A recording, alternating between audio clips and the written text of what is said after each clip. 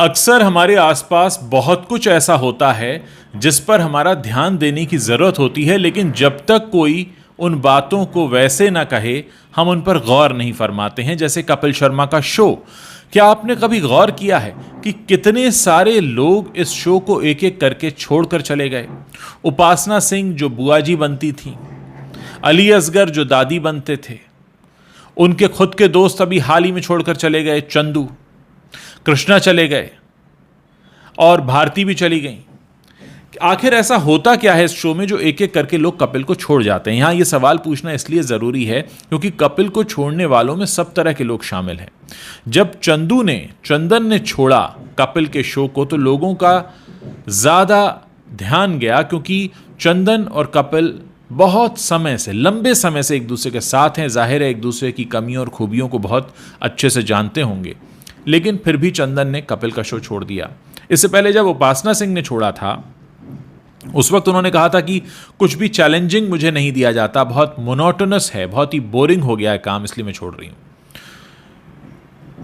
Doctor Gulati का किरदार करने वाले सुनील ने क्यों छोड़ा, ये तो सभी जानते हैं कि उनके साथ कपिल का झगड़ा हुआ था और फिर कैसे मामला बढ़ता चला गया। अली असगर का भी यही रहा। अली असगर ने भी कहा कि मेरे लिए कुछ चैलेंजिंग नहीं था। तो कुल मिलाकर कपिल का शो, जो अपने आप में एक बहुत हिट शो कहा जाता है, जिसके बारे में कहा जाता है कि कोई बॉलीवुड फिल्म अगर यहाँ पब्लिसिटी के लिए ना आए तो मतलब वो उनका पूरा टिक मार्क पूरा नहीं होता कि कपिल के शो में तो जाना ही है। तो आखिर इस शो में ऐसा है क्या जो एक एक करके इसके सारे पुराने लोग इनको छोड़कर जा रहे हैं?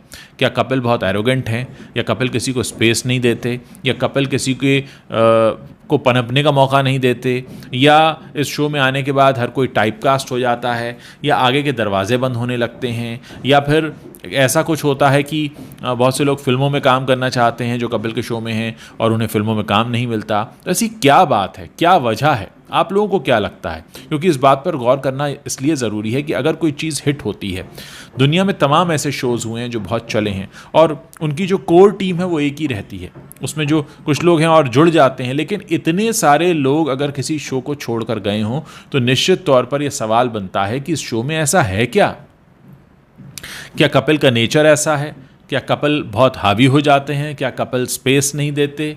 क्या इस शो में काम करने के बाद लोगों को ये लगने लगता है कि वो बंध कर रह गए हैं, उनके ग्रोथ के चांसेस खत्म हो रहे हैं?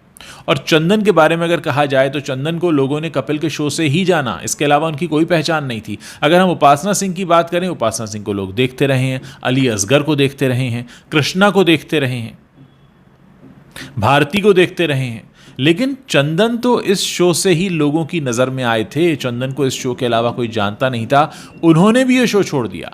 यानी निश्चित तौर पर कुछ ना कुछ ऐसा है जो इस शो के लोगों को मजबूर करता है ऐसा करने के लिए। और आखिर ऐसा क्या है जो चैनल की नज़र में नहीं आ रहा और क्या है जो जनता की नज़र में नहीं आ रहा? लेकिन अगर आप गौर करें तो आपको समझ में आएगा कि इस शो में काम करने के बाद लोग एक इमेज में बंधने लगते हैं और वो इमेज फिर उन पर हावी होने लगती है। और फिर क्या होता है? फिर ये होता है कि आपको एक कलाकार के तौर पर ये लगने लगता है कि यहाँ पर अब मेरे आगे बढ़ने की संभावनाएं नहीं हैं। तो क्या जो इसमें अभी भी लोग दिख रहे हैं कि शारदा वगैरह, उनके पास क्या बाहर के ऑफ़र नहीं है, या उनके साथ कपिल का बिहेवियर अलग है? ये तमाम बातें जिस पर ध्यान देने की इसलिए भी ज़रूरत है क्योंकि अगर आपके बचपन का दोस्त जो आपके शो में आपके साथ रहा इतने साल तक और वो अगर छोड़कर चला जाए तो निश्चित तौर पर कुछ ना कुछ तो ऐसा है जिसकी तरफ ध्यान देने की ज़रूरत है। और कुछ ऐसा भी हो सकता है जो लोगों की नज़र में अभी ना आ रहा हो। लेकिन निश्चित तौर पर चंदन का इस शो को छोड़कर जाना बहुत कुछ कहता है जिस पर शायद अब ध्यान दिए जाने की ज़रूरत है।